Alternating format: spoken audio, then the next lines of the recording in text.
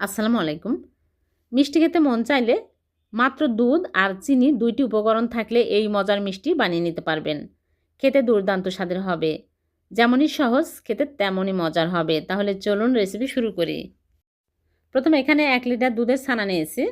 ১ litre দুধ আমি বলক তুলে ২ টেবিল চামচ ভিনেগারের সাথে ২ টেবিল চামচ পানি মিক্স করে দিয়ে তারপরে ঠান্ডা পানিতে ভালো করে ধুয়ে একটা স্ট্রেনারে ঢেলে ঝুলিয়ে রেখেছিলাম আধা ঘন্টা পর পানি ঝরে গেছে। এখন প্লেটের মধ্যে নিয়ে দলাগুলো ভেঙে নিচ্ছি।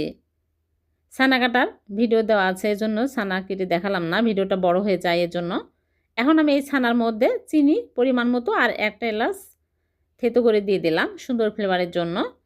আর চিনি পরিমাণ মতো দিতে হবে, যে যেরকম মিষ্টি পছন্দ করেন। এখন আমি আরও বেশি টেস্টি করার জন্য 1/4 কাপ গুঁড়া দুধ দিয়ে দিলাম। গুঁড়া দুধ দিলে আরও বেশি টেস্টি হবে, খেতেও ভালো লাগবে। এখন হালকা করে এইরকম করে দলাগুলো ভেঙে নেব।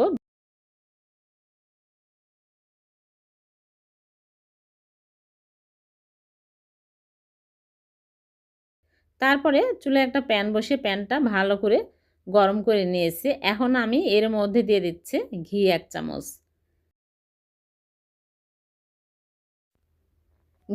ঘি যখন গরম হয়ে যাবে তখন ছানাগুলো দিয়ে দিচ্ছি।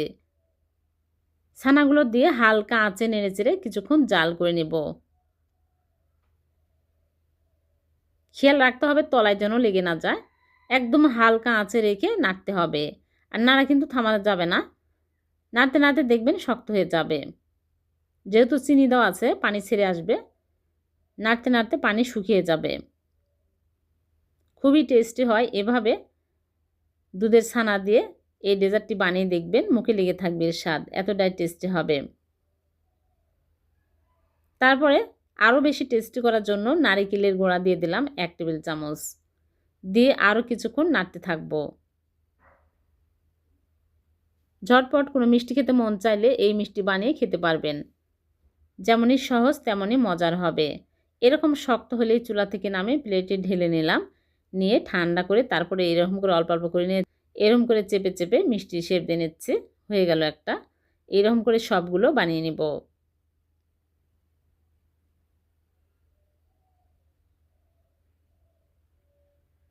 মাত্র ১০ মিনিটেই এই মিষ্টিগুলো তৈরি হয়ে যায়।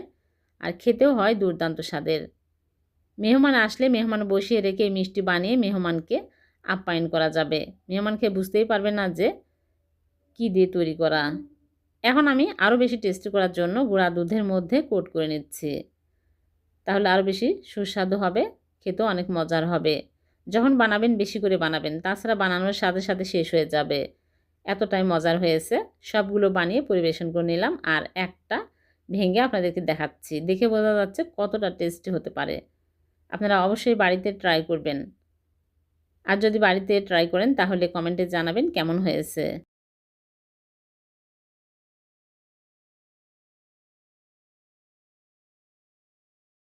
আজকে আমি সুজি দিয়ে ভীষণ সুস্বাদু করে মালাই চপ মিষ্টি বানিয়ে দেখাবো। এই মালাই চপ মিষ্টি খেতে দারুণ টেস্টি হবে আর খুবই সহজে বানানো হয়ে যায়। তাহলে চলুন দেখে নিই। প্রথমে একটা বোলের মধ্যে নিয়ে নিচ্ছি সুজি। এখানে কাঁচা সুজি নিয়ে নিচ্ছি 1/2 কাপ। আর গুঁড়া দুধ দিয়ে দিচ্ছি 1/2 কাপ। যে কোনো ব্র্যান্ডের গুঁড়া দুধ নিলেই হবে। দুটা সমান সমান নিয়ে নিলাম। এখন স্বাদ মতো লবণ দিয়ে দিচ্ছি আর বেকিং পাউডার দিয়ে দিচ্ছি 1 চামচ। বেকিং পাউডারই দিতে হবে, বেকিং সোডা দিলে হবে না। আর 1 চামচই দিতে হবে। তারপরে ঘি দিয়ে দিচ্ছি 1 চামচ। ঘিয়ের পরিবর্তে তেলও দেওয়া যাবে, কিন্তু ঘি দিলে বেশি টেস্টি হবে। এখন ভালো করে ঘষে ঘষে মিক্স করে নিচ্ছে। ঘি দেওয়ার চেষ্টা করবেন। ঘি দিলে খেতে ভালো লাগে।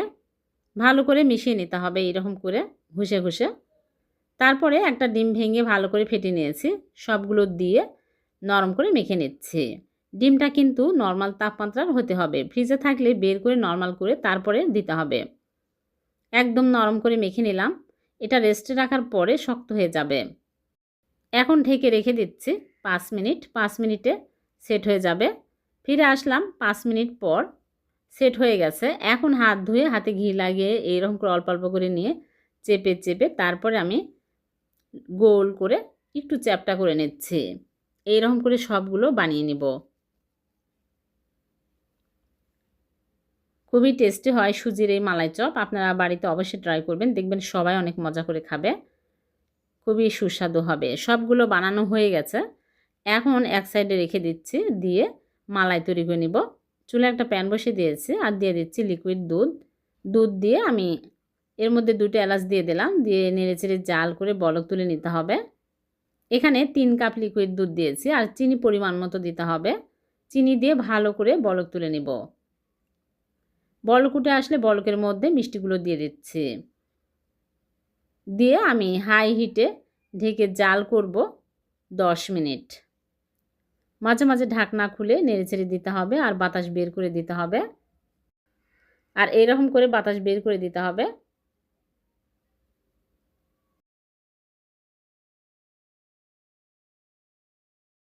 এখন চুলা থেকে নামিয়ে নিচ্ছি, নিয়ে আমি ঢেকে রেখে দেবো ঠান্ডা হওয়া পর্যন্ত। ঠান্ডা হলে পরিবেশন করে আপনাদেরকে দেখাবো। ফিরে আসলাম ঠান্ডা হওয়ার পর, দেখুন দেখতে কতটা লোভনীয় হয়েছে। এখন আমি পরিবেশন করে কেটে আপনাদেরকে দেখাচ্ছি। দেখলেন তো কত সহজে হয়ে গেল একটা ডিম আর হাফ কাপ সুজি আর গুঁড়া দুধ দিয়ে মজাদার মালাই চপ। একটা কেটে দেখাচ্ছি কতটা নরম তুলতুলে হয়েছে।